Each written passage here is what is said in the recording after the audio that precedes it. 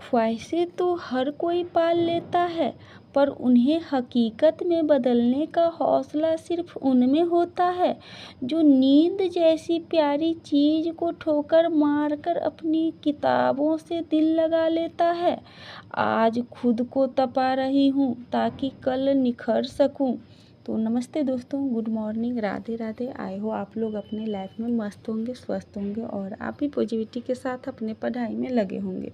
तो आप देखे ही मेरा आज 3:38 से दिन की शुरुआत हो रही थी। और जब भी हम उठती हूँ तो पहले ठंडे जल से आंखें धोती हूँ और उसके बाद हम थोड़ा सा ठंडा पानी पी लेती हूँ और तब फिर पढ़ाई में लगती हूँ और लगभग सुबह में 1.5-2 घंटा पढ़ती हूँ। उसके बाद हम किचन में जाती हूँ। तो आप लोग को आज हम अपनी स्टडी रूटीन के साथ शेयर करूँगी अंत में, जो हम किस बुक से एनसीईआरटी का से पढ़ती हूँ। और हम हाउसवाइफ के लिए उतना पर्याप्त समय नहीं होता है जिससे हम मोटे मोटे एनसीईआरटी का बुक पढ़ सकूं। तो उसके लिए हम एनसीईआरटी का कौन सा सार संग्रह है और एनसीईआरटी का निचोड़ है जिससे हम केवल फैक्ट पढ़ती हूँ और जिससे हमको समय की काफ़ी बचत हो जाता है। हमारे पास 5-6 घंटा हाउसवाइफ के लिए निकालना बहुत मुश्किल होता है।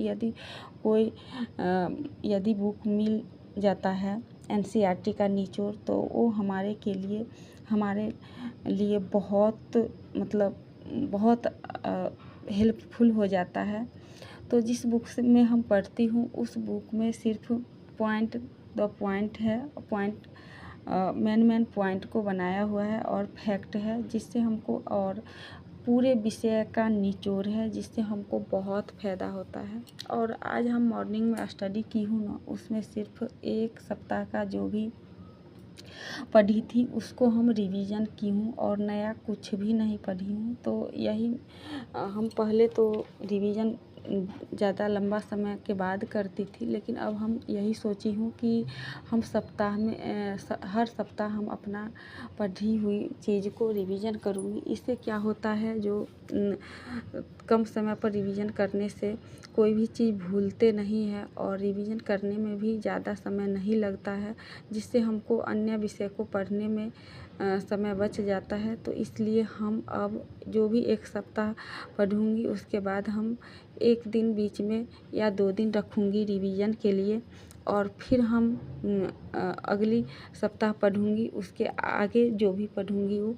तो इस प्रकार से पढ़ूँगी। और पढ़ाई का सबसे बड़ी महत्व यही है, जो रिवीजन के बिना पढ़ने का कोई मतलब नहीं। आप कितनहू पढ़ लीजिए, पूरी दुनिया का किताब पढ़ लीजिए और रिवीजन नहीं कीजिएगा तो आपको कुछ भी पढ़ा हुआ लगेगा नहीं है, सब लगेगा नया ही है। तो इस तरीक़ा से पढ़ने से बहुत अच्छा होता है। और हाउसवाइफ के लिए रिवीजन भी करना बहुत ज़रूरी रहता है, लेकिन यदि आपको कोई सोर्स मिल जाता है पढ़ने का तो सब आसान लगने लगता है। तो आप भी यदि हाउसवाइफ है ना तो मेरे चैनल को ज़रूर सब्सक्राइब कर दीजिए, ताकि इसी प्रकार का वीडियो रोज़ आते रहेगा नोटिफिकेट से जुड़ी। और हम भी अभी भी इतना मेहनत करती हूँ ना, फिर भी हम भी नोटिफिकेट से जुड़ी वीडियो रोज़ देखती हूँ, सच बताती हूँ तो। और हाउसवाइफ के लिए इतना भी आसान नहीं है कि इतना लंबा घर का काम करना, घर की पूरी जिम्मेवारियों के साथ बच्चों को संभालना, सब करते हुए स्टडी करना। लेकिन समय को जब टाइम टेबल बनाने का आदत हो जाता है ना और किसी से मोटिवेट मिल जाता है ना तो सब कुछ आसान हो जाता है। यही है मेरा एनसीईआरटी का बुक सार संग्रह, जिससे हमको लगभग 2 साल से इसी बुक से हम पढ़ती हूँ। और इसमें पूरा सब विषय का निचोड़ है और सिर्फ फैक्ट है जिससे हम पढ़ लेती हूँ। और उसके बारे में यदि डिटेल में हमको जानना रहता है, कोई है जो जिसमें डिटेल में भी रहता है, हर विषय है, जैसे हिस्ट्री हुआ, ज्योग्राफी हुआ, पॉलिटिकल साइंस हुआ, फिजिक्स हुआ, केमिस्ट्री हुआ, बायोलॉजी हुआ, अर्थशास्त्र हुआ, इकोनॉमिक्स हुआ, सब अर्थशास्त्र इकोनॉमिक्स दोनों बोला। तो ये सब सारा विषय का, कंप्यूटर हुआ, विशेष तथ्य भी रहता है। तो अभी फर्स्ट चैप्टर में देखिए भारतीय राष्ट्रीय प्रतीक है, तो इसमें महात्मा गांधी के बारे में पूरा डिटेल में उनके बारे में दिया हुआ है। उनका जन्म, मृत्यु, उसके बाद जो जो अपने जीवन में प्रगति किए उस पर पूरी डिटेल में दिया हुआ है। तो इस प्रकार से ये बुक मेरे लिए मानिए तो हम पहले से एनसीईआरटी बुक पढ़ती थी, लेकिन जब से हम ये 2 साल से इसी बुक से पढ़ती हूँ और मेरा बाबू उसके कवर आगे का फाड़ दिया है। और ये बुक है पूजा प्रकाशन का। यदि आप भी दुकान में जाके बोलिएगा जो पूजा प्रकाशन का एनसीईआरटी का सार संग्रह दीजिए तो आपको ये बुक दे देगा। और हम भी गए थे लाने के लिए एनसीईआरटी का सार संग्रह, तो बहुत मतलब टाइम लगा था दुकान वाला को निकालने में। और जितना बुक निकाले ना उसमें सबसे यही बेस्ट बुक था। और ये बुक काफ़ी मोटा है और थोड़ा सा बड़ा है, तो इसमें सब विषय है, तो ये तो स्वाभाविक है होना मोटा और बड़ा। तो इस बुक से हमको इतना हेल्पफुल मिला है। आप यदि रिवीजन करते हैं तो आप हर विषय का एक जगह यदि मिल जाता है तो आपको पढ़ने में भी बहुत आसानी होता है।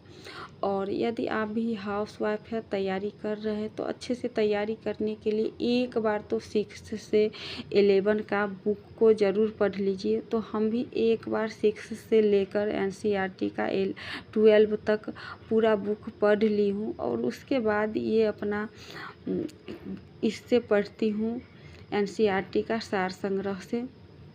तो और मेरे पास एनसीईआरटी का 6 से 12 का बुक नहीं है, मेरे पास उसका नोट था जो हम पेड बैच ली हूँ, उसमें सर अपना उसका पीडीएफ दिए हुए थे हर क्लास का अलग अलग चैप्टर बाय चैप्टर, तो हम उसी से पढ़ी हूँ और अलग से मेरे पास बुक नहीं है।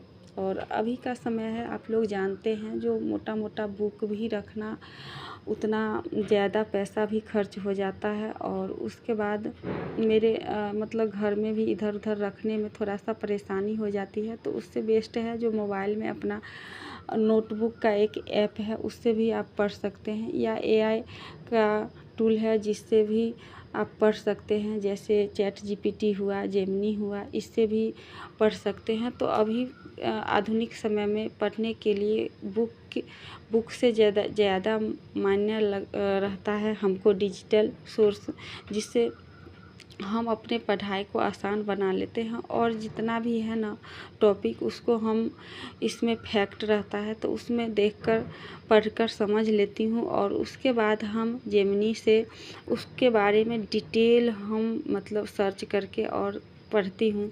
तो मेरे पढ़ने का यही तरीका है। आप भी यदि हाउसवाइफ है तो ज़रूर ये बुक रखिए, और ताकि आपको एनसीईआरटी का पूरा विषय कवर हो जाए और उतना मोटा मोटा बुक भी पढ़ना नहीं पड़ेगा। और हर विषय का एक मतलब अलग अलग चैप्टर बनाकर है, ज्योग्राफी हुआ, हिस्ट्री हुआ, पॉलिटिकल साइंस हुआ, मॉडर्न हिस्ट्री अलग है, आधुनिक हिस्ट्री अलग, और मध्यकालीन हिस्ट्री, उत्तरकालीन हिस्ट्री सब अलग अलग है। मतलब पूरा जितना भी मतलब हम लोग का एनसीईआरटी का है बेस, उस एनसीईआरटी का बेस पूरा है। तो आप लोग भी ज़रूर ये बुक लीजिए, हाउसवाइफ है तो। मोटा मोटा बुक पढ़ना बहुत मुश्किल होता है और हर विषय का एक ही जगह मिल जाता है तो बहुत आसान हो जाता है। तो फिर आज का ब्लॉग इतना ही तक है, और फिर अगले ब्लॉग में हम आऊँगी इसी प्रकार के नया कुछ भी टॉपिक लेकर, जिससे आप लोग को बहुत फ़ायदा होगा और हेल्पफुल होगा। हम इसी प्रकार का वीडियो अक्सर लेकर आती हूँ ताकि आप लोग के लिए बहुत आसान होगा और आप लोग को भी लगेगा जो हाँ मेरे लिए कुछ अच्छा सा बता रहे हैं। तो फिर मिलूँगी अगले